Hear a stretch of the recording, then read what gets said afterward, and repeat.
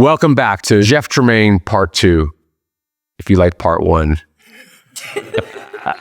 you're also going to love Part 2.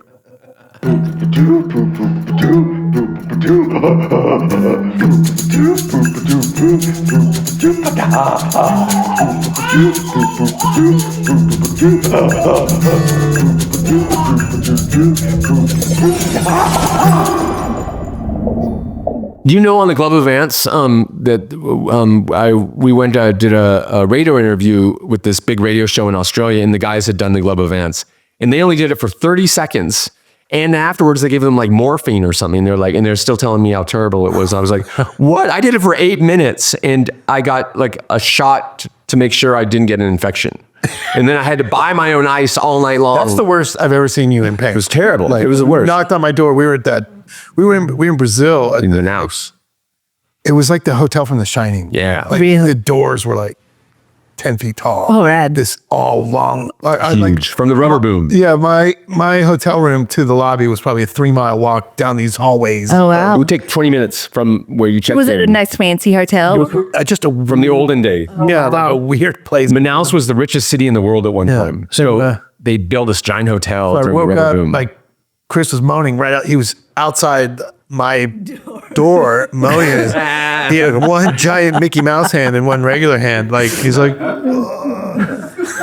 all night, worst pain ever. The only thing that would help a little bit was ice. So I'd have to keep going to the bar and have them open it to give me ice, and I had to buy it. And then they saw my hand. They started just giving me that for free. as bad as I was, the smartest thing you ever did was go first, because if you went second, you would have had Steve-O's dirty needles. Yeah, I didn't want to share blood with him. So that's why I went first.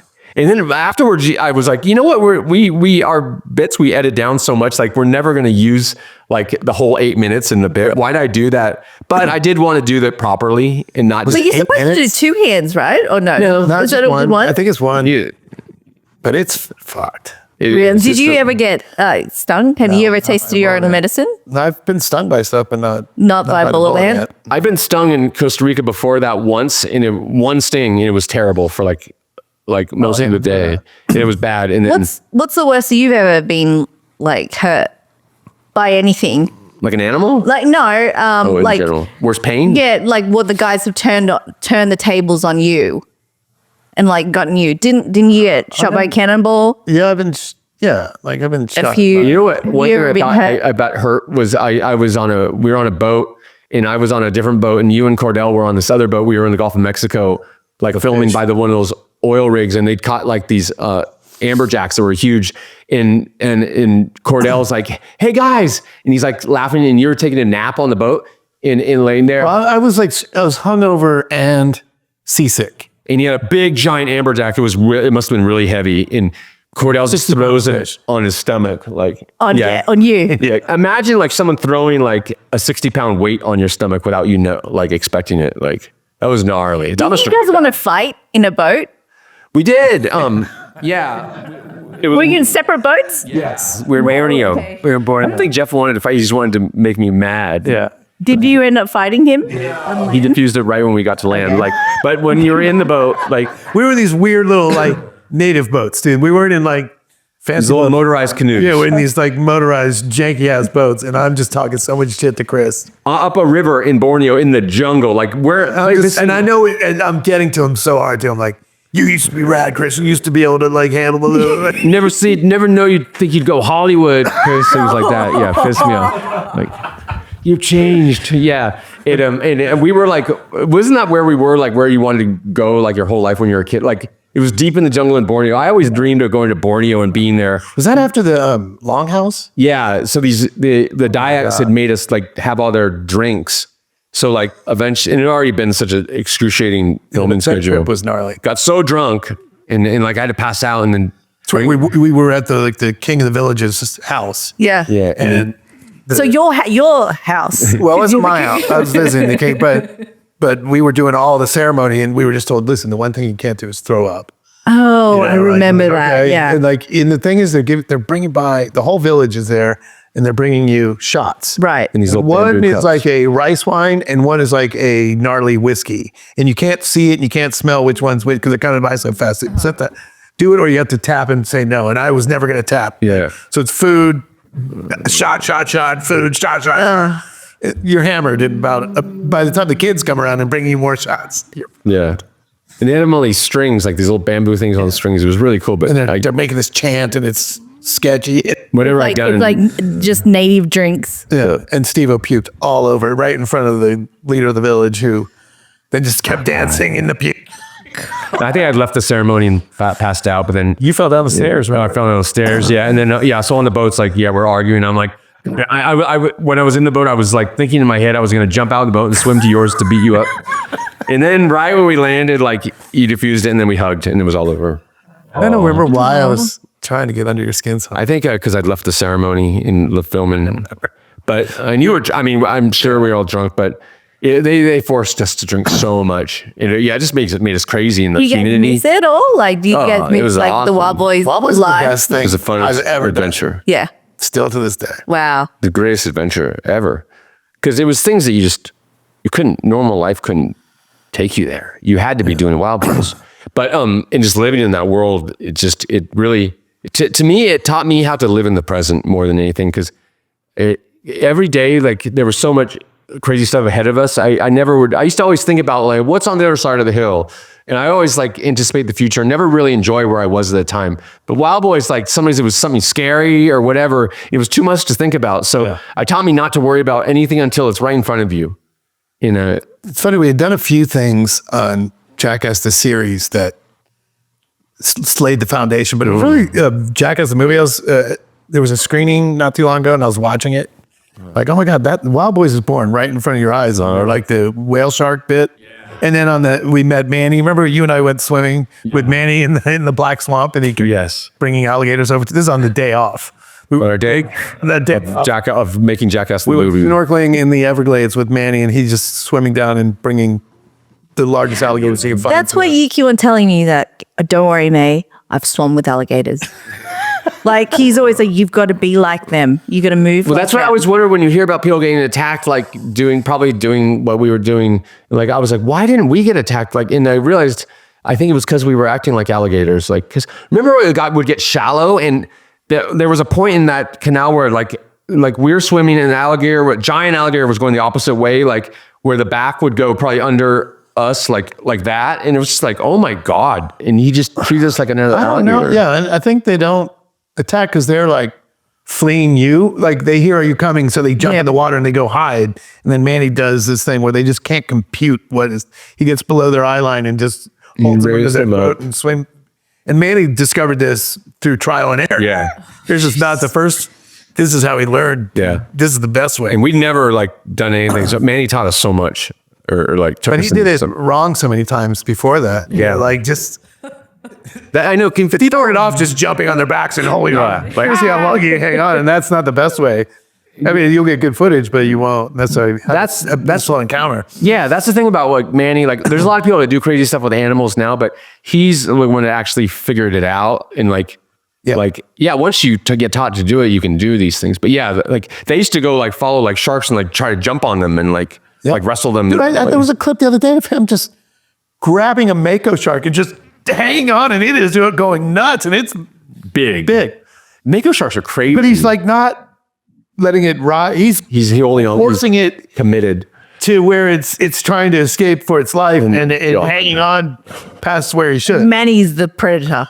Manny's just teaching that shark a lesson. It's insane. In the middle of the ocean too, by the way. Like, in the middle of the ocean. Mako sharks are so gnarly. When we did Wildboyz, it wasn't Instagram where all these people who've learned from Manny and Steve Irwin. Steve Irwin and the guy in South Africa who's the first guy. Andre. All these people have learned how to do it. If you watch them, and they show you, it's different. It's still gnarly, but to actually be the ones that like figured this out. And now, there's like some girl in a bikini, like riding the tiger shark, but to be the one that actually had the balls to like go for it in the first place. Yeah. It's just like skateboarding, the one that broke the barriers. Like, once they figured out how to do a 900, once someone makes it possible, then the kids come up and it opens the door. They can improve upon it, but they'll never do that if somebody doesn't make it possible. There's people that break down the barriers. like God, like a skateboarder, like Jason Jesse when he's doing the airs to fakie, like super huge. I remember feeling sick to my stomach, like watching him, like, oh my God, that's so scary.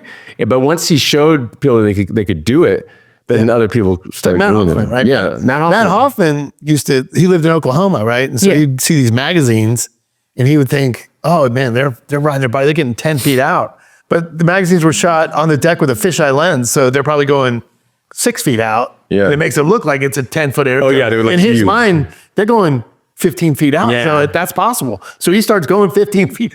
Yeah. And then when he gets to ride with them, he's going 5 feet higher than them. Yeah. And he's not even pro. He's like a kid. Amateur, yeah, blowing them all away. Yeah. And so I remember other BMXers telling me this guy's like come out and like he's like going twice as high as all the pros. yeah, Matt made so many things possible for other people to do smoother. And backflips before they had foam pits and things like now, you can learn it. And mega ramps. He created a mega ramp, right? Yeah, exactly. He did, huh? Yeah. I have to. Speaking of bicycles, Jeff, I have to confess something to you. Oh boy. One time, May and I were visiting your Jackass Don't office. brought me into this. I was dragged along.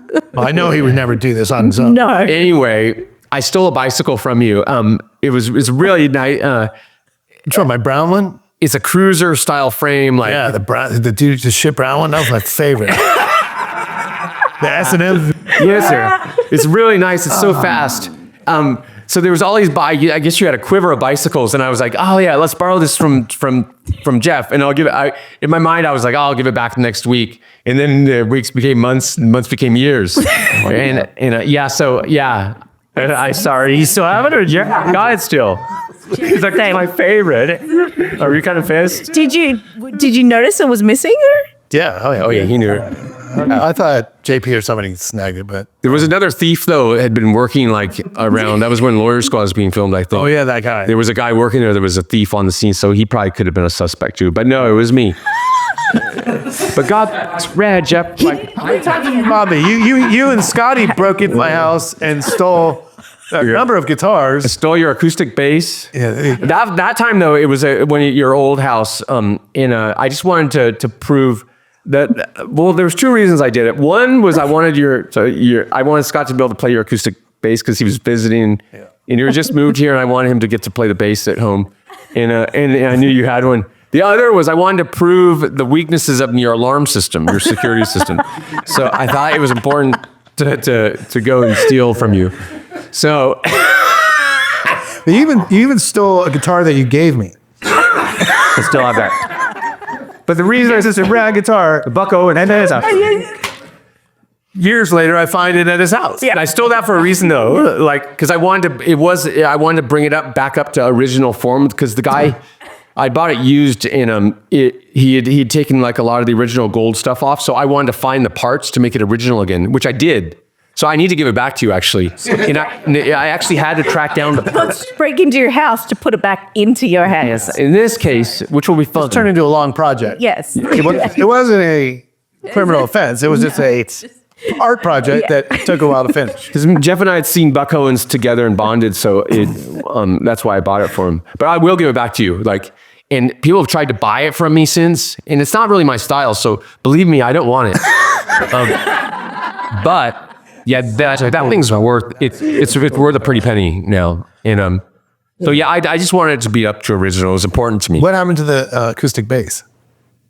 That you have to ask Scott. The Rogue bass. There's another bass I stole from you, or actually, kind of think of it was the Mexican ones.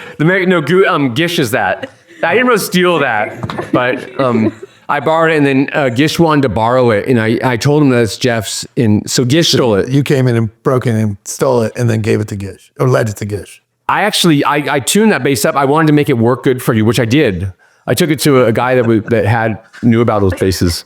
Those mariachi basses are very cool. You play 2 strings at a time. What's weird though is it's got that big triangular back, so you can't sit it on you, because it sits out way out here because it's got the back is not a flat. It's like a weird. It's like a stand up. When you watch mariachis play, like the bass player will go into like a corner. It like sits off your tummy out. Like they got the acoustics all figured out, and they play like 2 strings at a time. It's really hard, but like a friend of mine got into playing one, But anyway, yeah, we got to get back from Gish. This is why we don't get invited to Jeff's house anymore. Keep on taking stuff. Gish took that. I was just tuning it up. But yeah, I could have protected it more. But I will get that. See, we'd be invited to more pool stuff. But he always has to keep an eye on you. Well, I know you stole the BMX bike. Yeah, she really liked that bike. I was like, oh, Brown. It reminds me. I'll of give it like back to you. I gotta give that back to you though. It's safe. I kept it in pristine condition. Well, not really pristine condition, but it's a rad bike. Yeah, it's pretty pristine. Check it out. It's a young snapping turtle. I wonder why they call him a snapping turtle. Let's take a closer look.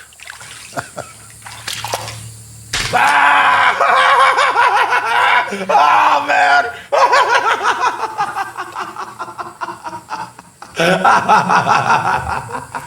So that's why they call him a snapping turtle. That was too funny, man. That's the most stupidest thing I've ever seen in my life. Years later, that would result in you getting bit on the penis with a snapping turtle. Totally. Okay, we know moment right there. We know a nose can take it. Yeah. But I love that bit because the turtle was so on time with it. Like, we try to do it like on. No, it's totally why a snapping turtle bit your dick, because it works every time. Like, you can sit there with a lizard and keep trying to make it, but Yeah. it will not do it on time. The snapping turtle will do it. And the snapping turtle will do it, and if you get the right size, it won't do too much damage, but it'll hurt. Yeah, it won't bite your dick off. And dicks are tough anyway. I mean, if a nose can take it, you know your dick can. But it's still so scary. Really scary. I remember you had to give me a little pep talk before when we did the intro to Jackass Forever about like taking the snapping turtle bite. Because even The problem was, that was a little alligator snapping turtle. I was trying to find a common snapping turtle, and we couldn't get one. So we had the alligator, but the problem with the alligator snapping turtles is, especially when they're young, they have a hook. Oh. Super sharp on either side. Snapping turtles have a much smaller hook than alligator snappers have a gnarly hook. I didn't even It was think bigger. about It was a that. lot bigger too. It was bigger than that. Yeah. One that we just saw, but one that It wasn't going to bite my dick off. But I'm glad you didn't tell me about that hook. I didn't think about that. Like, that was my concern. there was a choice of. And I'm glad I didn't bring it up. I know. Glad you were concerned. My concern. He's already had a kid. He's all right. He can take it. But like there was a choice of a few different potential like monsters that were going to bite my wiener. And one was like, what were they like? One was a tokay gecko. What was the other one? There was Some other crazy lizards was it a lizard? or frog or Oh, maybe it was a frog. yeah, some other. And there was so different like reptile people came with their feistiest animals. But we all knew that it had to be Gamera, the alligator snapping turtle, because like that was like in Brazil. Yeah, it's perfect. We all knew it had to be, but I did have to have the pep talk still, like just to make me feel good about it. But yeah, and you know you're gonna like maybe get bit more than once because like something will go wrong with the angle or something. Yeah, but yeah, it was fine. You know, and my wiener could take it. And my wiener went through some stuff on those days. You pioneered wiener attacks, actually.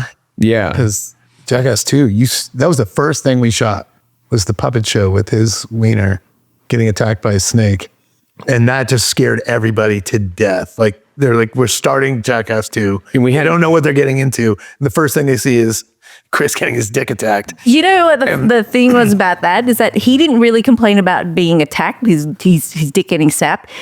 It was like the little sheath thing was too tight. Yeah. That was what he was complaining about. Yeah, I should have complained because I'm the one that had to stuff that thing in.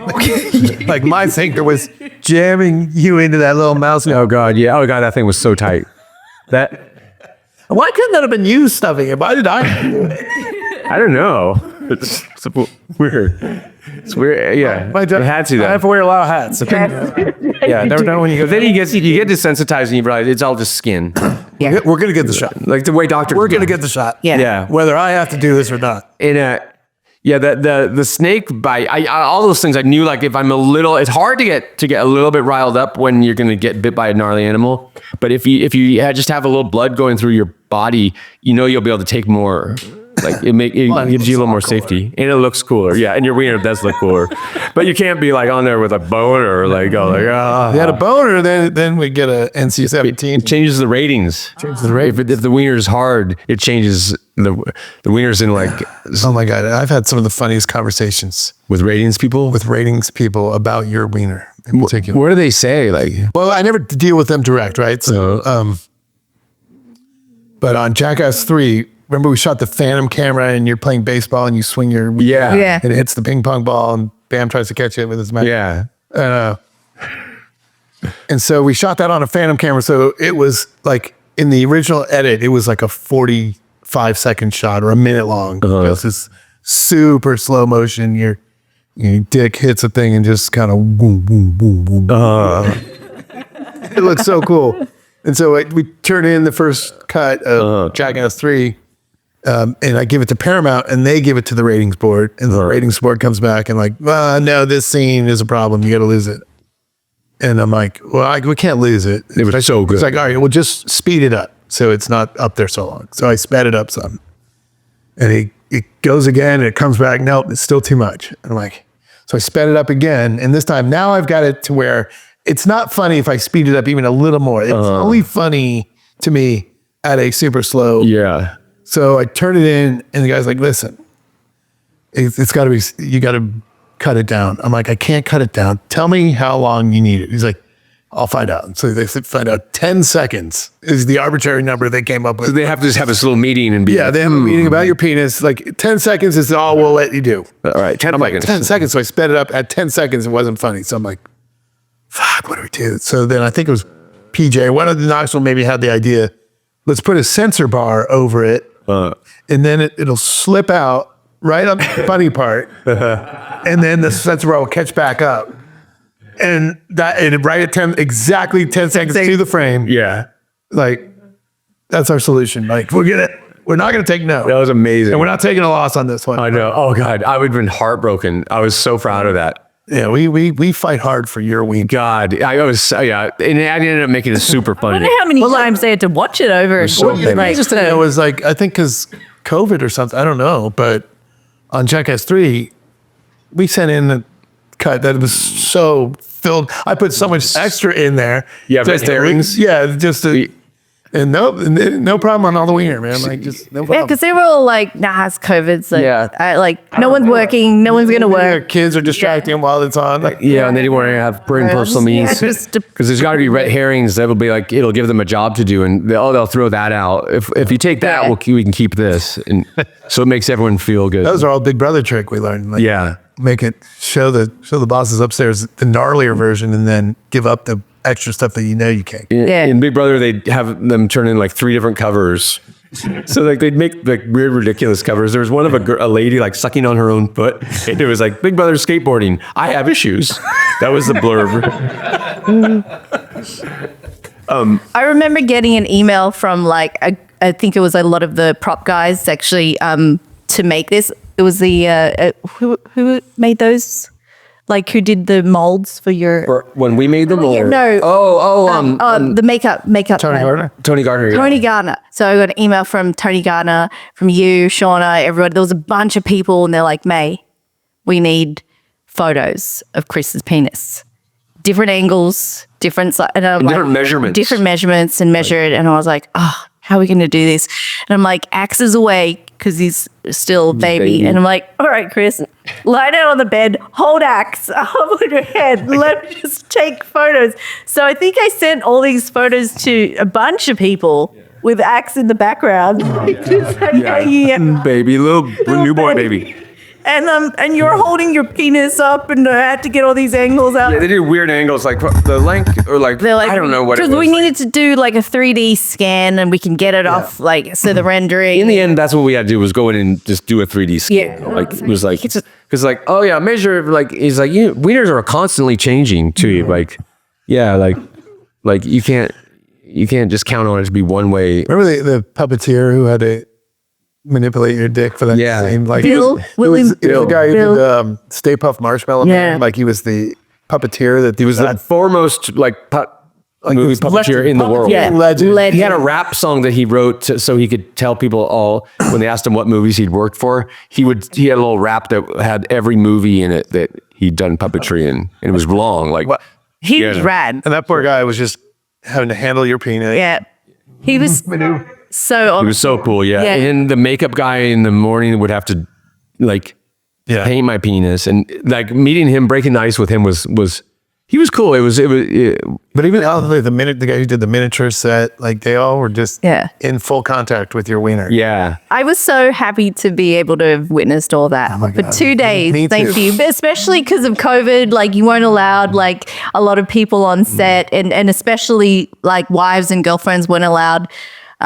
They actually came up with the noose, the proper noose. You know how they were trying to figure out how to hold it Yeah, up? that's right. It was like, so it wasn't just string around the head. Right. They came up with like the proper noose that was like that little like tie. Oh yeah, there was like made these it rubber, work. these really cool rubber like ties that you can get at like REI. Yeah. And, And it like, worked perfectly. So cool. But yeah, because when you watch the intro, like it looked like a little bit into it, like the Oh, like Guy even was like cool. you know, it was so cool. It was like the puppet guy. He was like, "What are these things? Like, where do you get them?" Like he was stoked he on was them stoked. because he was like, "No, like they're these like little rubber like kind of these like little rubber ties, but there's like Long pipe cleaner, you know, short and there's pipe like wire on the inside, and you can just manipulate them in like reusable ties. solution. Yeah, So you can make good. them any shape you need. And if you need to hold a wiener, they're perfect for it. So if you're ever in that situation, Yep. audience, you know what to use. Go to REI and ask For- the clerk. You know, my proudest problem, probably my proudest moment in the entertainment industry, being a part of it, was we were watching Jackass, the TV show, the first season, the first episode. And it was when you were hiding in the trunk and you'd pop out with your little phone on and run up the street, and you're running up Fairfax, and there's just that shot of your butt running. I'm like, fuck yes. If this thing gets canceled after tonight, it doesn't matter. Like, I won. Yes. I won. There's my friend's ass. Yep. Running up the street. I know. Fuck everybody. When we were doing it, like to think of that was going to be on TV, it was so Like, it wasn't until it was Impossible on to- TV. I'm like, holy shit. impossible to comprehend. My TV. High fives. Do it again and again. No. But do your greeting. Oh, yeah. You this. You got to show our secret handshake. Okay. It's a battle of wits. Battle of wits and strength. I'm usually the one that has to turn It was a away. variation. Also, like I got to whisper it too. So when we get to there, then it's not been. Oh, yeah, that's right. We haven't done this for a while. That's right. Ready? Ready? We both gave it at the same time. No, I think I'm giving for. I always have to give in. It's my job to make you look great. So you go like that, and then when you get to here, that's when the battle of wits starts. Whatever you want to call it. That's how you do it. Yeah.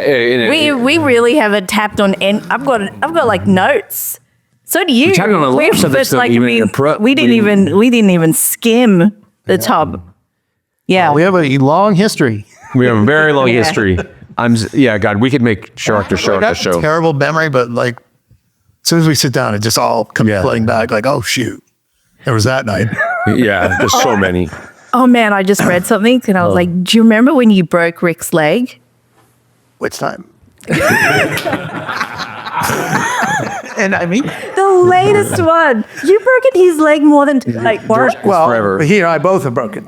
You've also broken Rick's leg? Yeah. Poor Rick. Well, Rick Rick had to come. Remember you were about to say? no. But he took it really well. Rick didn't have it coming either time. No one ever has that coming. But well, yeah, on Jackass Forever, what happened? So they were lining me up to blast me with the semen cannon, Yeah. and I didn't realize how powerful that thing just took me off my feet, and I slammed into Rick. Rick fell, and I landed on my heavy butt, landed on his leg, and broke his leg. And you give this snap. Yeah, that's what happened. You're talking about the time he broke his leg. Did Well, he you didn't break break his his- leg; he tore his ACL. ACL. Pretty much the same thing. It was a bar in Florida. Orlando. Yeah, Orlando, Florida, where they had that boxing ring in the bar, and so you could sign up to like. It was like instead of karaoke, you'd sign up to like box somebody. Worst idea. Yeah, which is crazy. This is And for terrible. half our crew wanted to do it. Yeah, a bunch of them wanted to do it. I didn't want to do it. Like so Wee Man and Rick were fighting each other, which was an unfair. I mean, it was just crazy. Wait, did they sign up to fight each other? Oh, that's great. I guess Jeff felt. Did you feel like that Wee Man needed a hand? He's like, I don't know. get in there, help him out. So I went in there and I did a single leg takedown, which was my go-to at the time in wrestling, and up until that night it was my go-to pretty much. Like, so I did. I wasn't interested in boxing. Like I didn't. So I did. I just wanted to make him fall down so Wee Man could jump on him. And so I did it. Well, it's a Wee Man's defense. He was punching Wee Man while Wee Man was down, and he was hitting him in the back of the head. And He did. Oh, he was fighting dirty. All right. Oh, he was being a little too rough. And so what happened with this single leg? So I did a single leg takedown, which I scored the single leg successfully. he torqued Rick, so Rick was falling, but he held the leg in play, and Rick fell, and his leg didn't move. He fell wrong. He fell wrong. What was the Rick's takedown was reaction? perfect. What was his reaction after the takedown? He was hurt. It was when I broke his leg. Yeah. Like I was like celebrating, like you're like, and they're like, no, he's hurt. We didn't realize how badly he hurt he was. They didn't know how bad he was hurt. Yeah. And yeah, but He had to go to the hospital on mine, completely covered in cum, oh God. right? And just completely slimed up. They had to cut the pants off him and cut the boot. You know, he says this army man, just completely slimed, and he has to go to the emergency room like that. So During COVID. Oh, God. Yeah. during COVID, yeah. So put a basket with that problem. Isn't it crazy that and then Dave England had to go to the emergency room, and they thought He was. and they locked his clothes or something. Yeah. He didn't have his wallet, and they thought he was a homeless guy, and they brought in like a He had no social phone. work phone. And he had no tooth missing, so he looked like he'd been like I was filming on Paramount Live. They're like, yeah, in a movie. They thought they I'm staying at the Roosevelt. Yeah, the little theater worker outfit, right? and he was burned. They took him in for the burns, but he also happened to have poison oak at the time. So they're like, they got really bummed, like, because they couldn't tell what was burns and what was poison oak. And he's got a tooth missing, and they just thought he was like some guy, Some homeless dude. yeah, homeless guy, yeah. And he no wall, no ID. I swear I'm in a movie. Poor guy. God, that's the stuff that happens to Dave, though. Oh man. Like, it's always stuff like that. All the time. Yeah, and all the time. All the time. All right, this one got sprung on me last minute. In Indonesia, Jeff Tremaine says, Chris, do you think you can do anything with a king cobra? And I was like, yeah. A king cobra can kill an It elephant. was like 10 feet long. This deadly snake can grow up to 18 feet in length. So they let the cobra out, and he's like, doing his thing, and he just turns around out of nowhere and goes to try to kill Mark. It turned like, it moved so fast. It came, seriously, that close. Like, that close to biting you.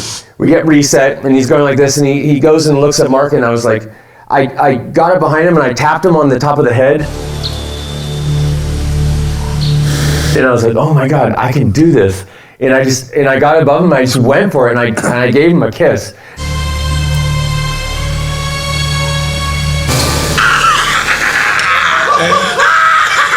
Kind of weird how when you do something real dangerous or like test yourself, how rad it feels afterwards. Yeah, that's one of the proudest things that I've done with animals as far as like sketchy. And right after that, the guy, they milked the snake for venom to make anti-venom with, and it's full of venom. Like afterwards and you celebrate, like the exciting thing you do, then you like could just step on it, you forget there's a snake there still. When we did the rattlesnake cookie, it was the same thing. I was so happy to break the cookie off his hand. I was like, totally forgot there was a snake there. We went there. I don't think we even knew they had king cobras there. Like that wasn't even a plan. So the night before you approached me, we're in Indonesia, and Jeff's like, this guy's got a king cobra, and asked us if we want to film with it, if there's anything you think you can do with him. And I'm like, well, all right. And I was just like, yeah, I don't know anything about king cobras, like, but yeah, let's do. We were all Ignorance is just bliss. like, let's get as much footage as we possibly can. Let's just go for it. So I if think we wake were up, going to that reptile place to shoot crickets out of Knoxville's butt. But yeah, with a chameleon, right? Like the chameleon was going to zap. We were gonna try to film that, I think, and some bird thing, and like. We also have a king cobra. All right, Yeah. well, let's bring it out. So like, yeah, you're like, if you don't mind waking up a little bit earlier, we'll go and see if we can get any footage with it. So we went, and I remember for some reason we got into an argument in the van on the way there, which was bizarre. I don't know why. I think we were just tired. And then we got there, and when I saw the guy like with the Cobra, I was just like, God, I think I can do this. Like and I didn't want to tell him. I wanted to surprise. I don't know. It was weird. Like, yeah, that shocked me that we got that. Yeah, God. But that Cobra was it's crazy like how fast it was when it like turned to like and go after Mark. Like it was so fast and it was huge.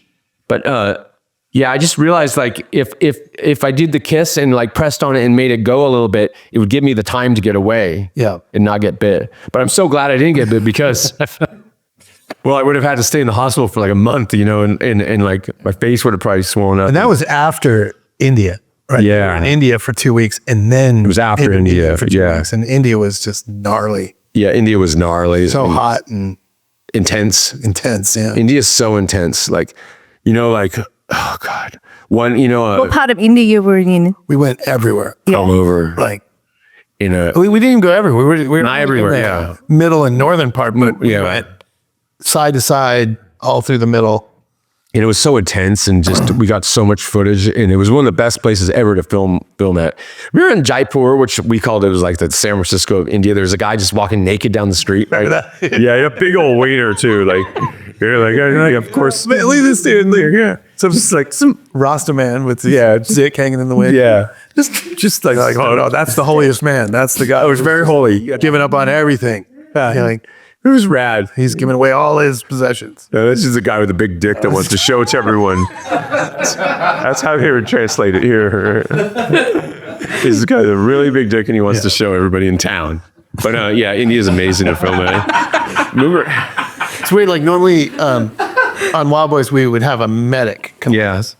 But in India we had 2 medical doctors with us, like way overqualified to be on this. So just regular people in India, because everyone's a doctor's there. Threw people at every issue. Like there's just, we have 10 guys that'll handle that. Yeah. Okay. And we went, they were so cool. And then Steve-O at the time was having a conflict like in his mind about if people would be worried about being gay or something like that, which was completely opposite of the way he'd always be. So we went to the Kama Sutra temple, and he didn't want it. There was a guy that was like our instructor that would put us in like these sexual positions with each other. And Steve-O got really mad, and he's like, so upset. I'm not fucking him. Hanging in. And the guy's like showing us like these. This funny thing, like this is off track, but we went back to India for Jackass 2 and shot with the same crew. And one of the doctors, Dr. Sanjay, didn't really speak much English, right? Yeah. And I heard everybody laughing one night at dinner. They would just stand to themselves and they was laughing. And so I went and talked to the doctor and his friends, and he doesn't want to tell you, but he does a Steve-O impersonation. And I'm like, what? And so I tried to make him do it, but none of the guys were around. It was just me and these Indian guys. And so finally Dr. Sanjay's like, yeah, yeah. That's so funny. Oh my God. So funny. Oh my God.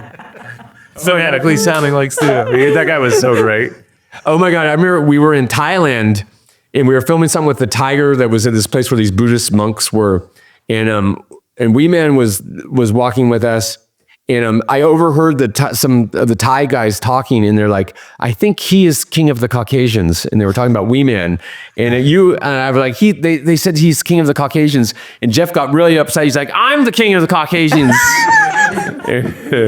By the way, Wee Man is not the right guy to bring around predatory tigers. Animals, Yeah, big cats. You They single him out right away. They're like, because he's smaller. You can up to a lion in a cage, a tiger in a cage.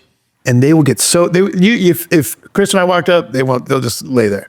If Wee Man walks up, they get super alert and they're like, because they're like, they want to eat him. Actually, one of the first times hanging out with you, you kind of like pushed me in to feed a tiger, Naomi. We went to this skate thing, and I don't know where it was, downtown. A Deer Dex thing, and there was a tiger there, and you're like, "They feed it." Yeah. So you pushed me, you threw me into that as well. So I am feeding a tiger. Yeah, she's a cool tiger. It's lucky that you're not. We meant. Yeah, I was lucky. Yeah, I think I was like 20 pounds lighter, so they're probably like, nah, not much. That tiger's so nice. Yeah. That's the one that we filmed with the first Jackass movie with. When we were the old men. Yeah, I think Natalie, Tiger Natalie. I think that's her name. I think I think it was. That was a sketchy scene. Yeah, that was sketchy. So, but otherwise, it might be a different tiger. There was the same tiger because that was her last. Oh, really? She was retiring, but no, seriously, could be any tiger can be dangerous. Like, well, see, the thing is that I just can't remember her name. I just remember that the gates and when they were like in the bars. I was like, she can put her hand through that. I was like, the bars were like this big. She could probably slip through them if she wanted to. Yeah. The bars were pretty much just for show, I think. I think she was just chilling. Like, I think she could have gone through there. Right. But yeah, when we filmed the ender of the first Jackass movie, they had that tiger and they wanted me to tease it. And I was in my old man makeup. And then they say the plan was with the animal handlers, tease the cat, to get her to chase you, and then they'll let the chain go. So they say, all right, action. And then I go, and they're like, then Spike was like, no, something's wrong. Like Haddon didn't have his camera right. So like we had to like reset it. And Spike. But think about it, like they're not like dogs, right? Like with a dog, you can get riled up and then put anybody in it. Like like maybe these guys trained it to be with them who've raised it their whole lives. But when you come in, it's never safe. Sweetly. Yeah. It's never safe for that tiger. If one thing triggers it. Yeah. But cats are really unpredictable. Yeah, that's what I'm saying. And we're gonna hire the bear is not a safe thing to play with either. Like, yeah, it's a nice tiger, but still like a nice cat, like sometimes like when you pet it, will just out of nowhere go. So you're saying there's gonna be another movie with a bear and a cat. Okay. It would be rad to make I think we made the last movie awesome, but like when COVID happened, it just changed it. We had to adjust to it so much. It would be rad to make one where we didn't have to go through the formalities. That's the funniest thing. It was like, hey, you guys, you gotta stand 6 feet apart, put these masks on. Yeah. To walk out and then get attacked by a bear. Yeah. For safety. For safety. Just in case. Keep the mask on until you're in front of the bear. Then take the mask off, get bit, and then put the mask back on, please. Yeah, it was hard. God, it was really hard. I don't know if that movie, because like the thing was like before that movie, when you guys were trying to decipher whether or not you were going to do it, you were at Steve-O's house for a big dinner. God. And that dinner was just like, it was like omen. This cat got eaten by a coyote right in front of us. Omen. Yeah. And then Chris rocks up and he's like, I saw Aaron crying in the driveway. I was out there late because I was in traffic. But that wasn't like, I guess that didn't lead to it. The dinner is what or Knoxville came around, but he was not into it at all at that thing. It wasn't going to happen. No. Oh, because I think Dave was pressuring him aggressively, maybe live on social media. And then the cat got taken by, Scott comes running in, was like, Steve-O, a coyote's got your cat. And then like, did he scare him off? No, he's out there. Like, and then so that happened. And then when I arrived there, like Aaron's like smoking a cigarette, like really stressed out. And he's like, he brings up something about, he found out that he wasn't going to be able to go on our Australia tour. Right. I was making fun thinking, not realizing that he being fired. You know where I wasn't fired. You dropped me off at the Rainbow Room, so I was drinking over at the Rainbow Room, and Chris like peed his pants on his way to Steve-O's. So he's like, I just peed myself in the car. I was stuck in traffic from dropping you off, and then Aaron's like smoking a cigarette, crying in the driveway because Tremaine made him cry, and so I'd get all these text messages at the bar. It's like I totally didn't realize it was. He didn't know that Aaron wasn't going on the trip, so he made a joke that, oh, Aaron, you're not going on the tour with the guys. You got fired, and then he's like, what? You guys are going to Australia? Like, did I not look at my emails? But it was not like a matter of firing Aaron. It was just that. There was only we were invited to Australia and there was only room for like it was then you sort of deliver it. Yeah. So at least you broke it to him. Yeah. Because we just gone on a tour of Canada, he thought he automatically assumed that he was on that tour, but it was a complete promoter. But yeah, he was stressed out about it. It was awkward. It was awkward. It was an awkward night. Like when I walked in, I had no idea. I was like, "Hey guys, I peed my pants," and then no one cared. And like. Yeah, it was just so awkward. And then, Were you there when Steve-O's cat got attacked? Or no, you it came just after? happened. Like they were kind of looking for the coyotes still, and Aaron was like stewing about. No, even after that. It was such an awkward night. That was a perfect out. I just could have said, God, it was horrible. I'm a little disturbed by the cat. And so like Dave was yelling at you for something, and then Aaron was yelling at me for the Australia thing, and they were cross yelling. Like it's dark. You know. It was supposed to be a reunion of hanging out. We're celebrating it, guys. This is like, yeah. howling over their dead cat. Oh my God. Oh shit. I remember like, was it Wee Man who said? Oh, someone said the crazy. It was like, man, Steve-O's cat had a better time than I did last night.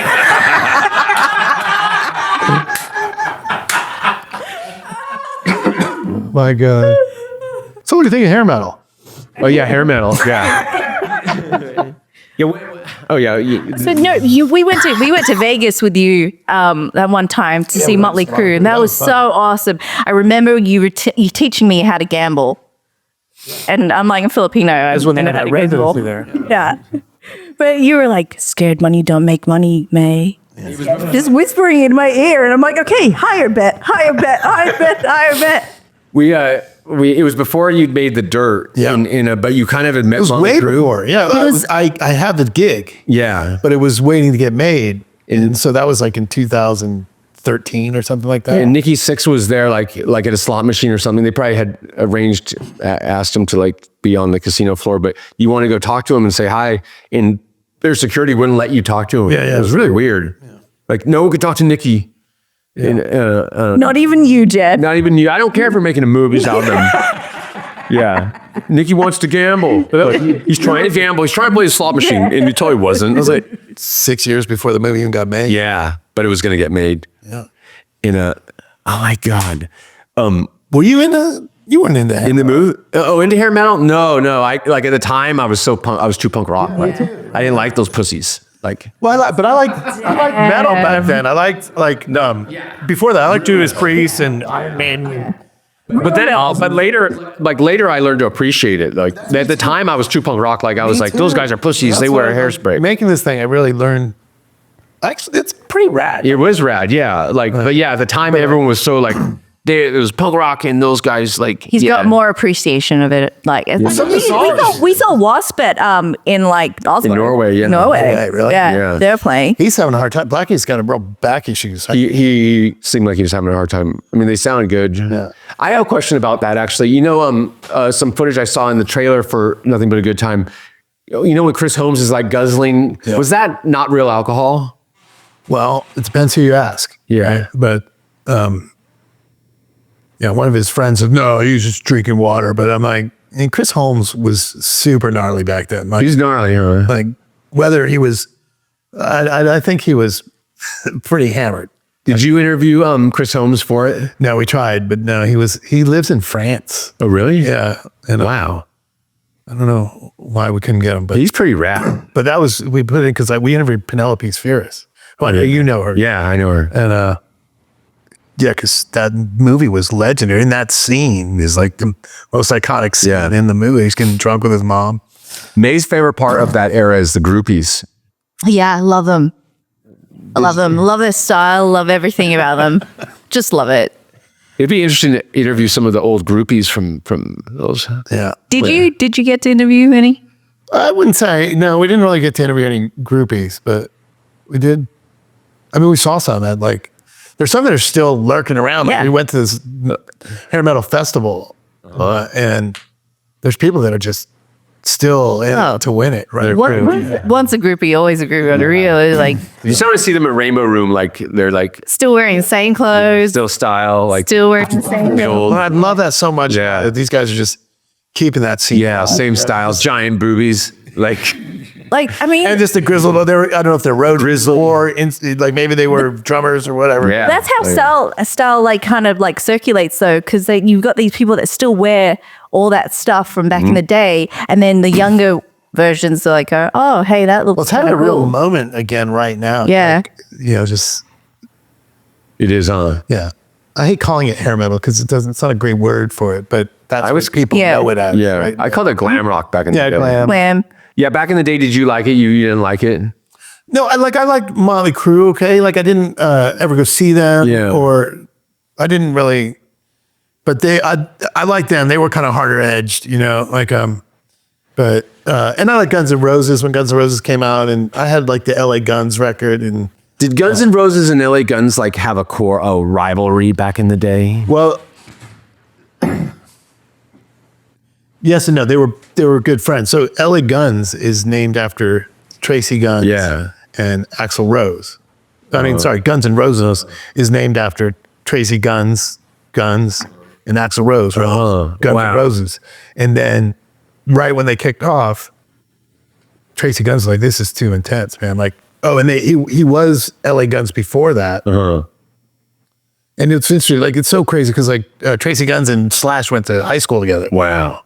And they were good friends growing up. And like, and then Slash replaces him in Guns N' Roses. And so then he goes back and gets LA Guns back together. Crazy. And then they're still like playing together. They were that new school of the, kind of back to the street, kind of Aerosmith style. leather and not so like poisony. I don't know, spandex, right? Yeah, or leather. Because Poison was into like wearing like lots of lipstick. Right. What was up with that though? Like, I guess we'll have to watch the documentary and find out. We'll have to find out. But boy, did they like go for it, like looking like that style. Yeah, it's just kind of like snowballed. You know how like it starts somewhere and then you got to up that and you get little chaps and little G-strings and stuff. But it's weird how like they got away with it and they weren't like. And in their songs that hold up, like I love they do. Poison songs now. When I hear it, like I'm stoked, right? They're rocking. There's rock and roll. It's just the way they look. Oh, I watched Rock and Love, so totally. That was like one of my guilty pleasures. Did you interview Brett Michaels? I did. Yeah, he's awesome. He looks exactly the same. He does. I mean, I don't know if it's the shots of Botox, but he looks And he's absolutely like super the same. positive. Yeah, just wants to make sure He feels good about it all, huh? We went and saw Poison play with Cheap Trick, and I mean, there was a lot of people turned out for them. Yeah. We just had gotten engaged after that. Right there. Yeah. And then he took me to Cheap Trick. We were actually going to see Cheap Trick more than Poison. To be honest. But I was surprised how many people were there to see the Poison. Like, they sounded good. I mean, it was cool. Yeah. Yeah.